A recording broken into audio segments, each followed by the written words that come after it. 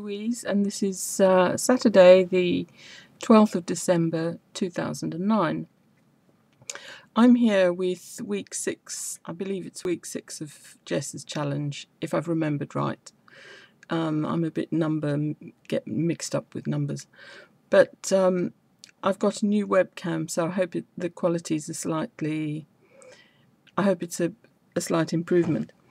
Right, today I've got some recipes for a Christmas starter. Now, I don't know if this is Jess's plan, but this sounds like a very good idea because I'm starting to plan my low-calorie Christmas. And it's come just in time because this week has been very bad. I have been, obviously, to a couple of Christmas parties, and because of my what I do in my public life, I go to a lot of functions, and there's always something to eat, and I'm really not good at eating out. So I'm now planning a strategy about how to cope with eating out, what to do when I get there and just want to pile everything on my plate, and also how to plan for Christmas Day, because on Christmas Day I'm going to be spending the morning feeding some, people who need looking after at Christmas. So my own Christmas dinner is going to be quite late, so I need to plan for that so I don't get terribly hungry and then eat everything in sight. Now, I've looked up some good starters that are low calorie, and I'm still trying to choose, and I've found several that I like. The first one is so I'll tell you what they are. First of all, there's a carrot and coriander soup. I like this because you can just boil up the carrots with an onion and then whizzle it, which is my word for using the hand blender. You then whizzle that and add some coriander.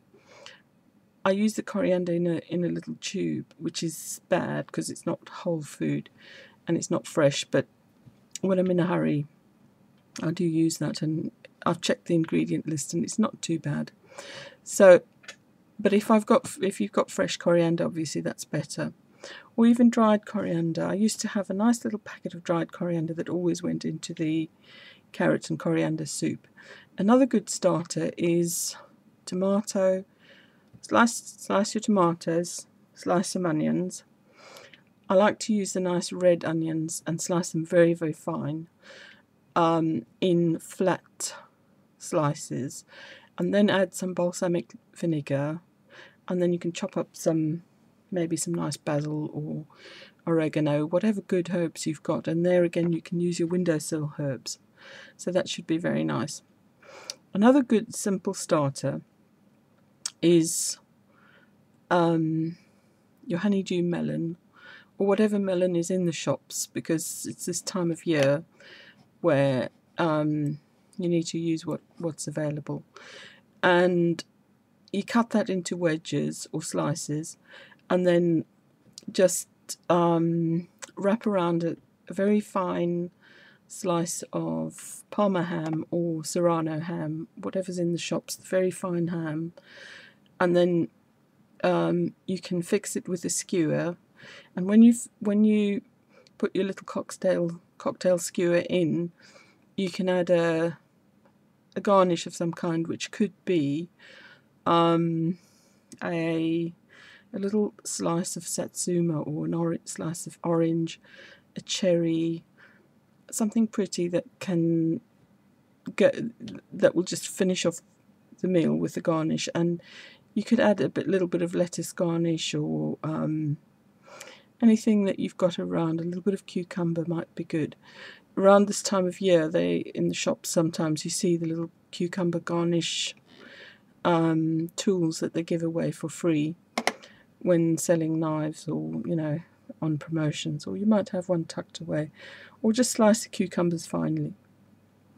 And then the final thing I want to talk about is soups. I've already mentioned the carrot and coriander soup, but there's also a parsnip soup. Why I think the parsnip is quite good is it's really filling, but I don't like using the parsnip because I like having the roast parsnips as part of the Christmas dinner.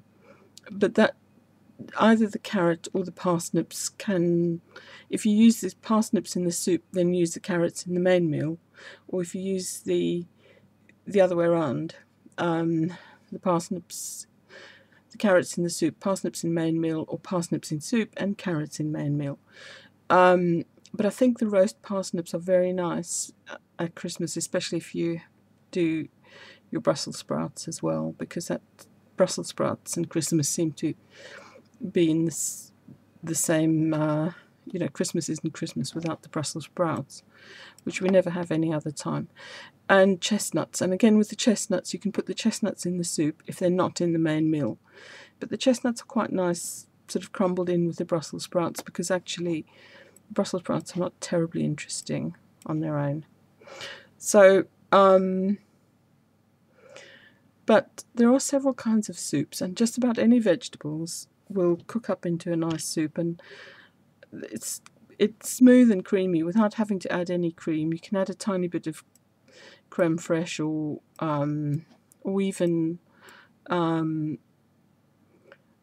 cheese, cream cheese, but the low-fat kind. And so that's a range of starters that you could try. And of course there's all the traditional stuff like smoked salmon, which is fairly low calorie. And then the little sausages that they use with bacon wrapped around them, I have discovered that you can use prunes instead and remove the stones and cut just a very small amount of bacon and skewer it. And when everyone else is having the sausages, you can stick to just 2 or 3 of the prunes with the bacon wrapped around them, and they really are delicious if you're not vegetarian. But if you're vegetarian, you can use a vegetarian type meat substitute around the prunes, or you can just stew the prunes, not stew, but do them in the oven with sliced aubergine around them. Okay, those are my starters for Christmas. Right, thanks folks, nice to talk to you. This is Louise saying goodbye.